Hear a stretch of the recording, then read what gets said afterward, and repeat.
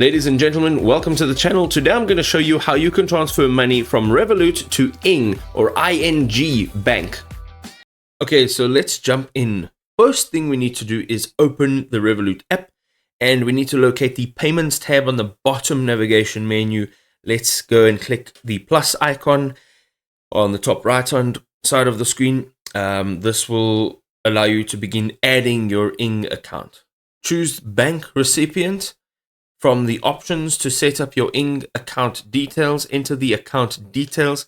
This includes the IBAN or the IBAN and BIC or the SWIFT code, which is the branch SWIFT code. And then double check for your accuracy, make sure everything is correct. Review all the information to ensure that it's correct before saving your details and the ING account as a receipt.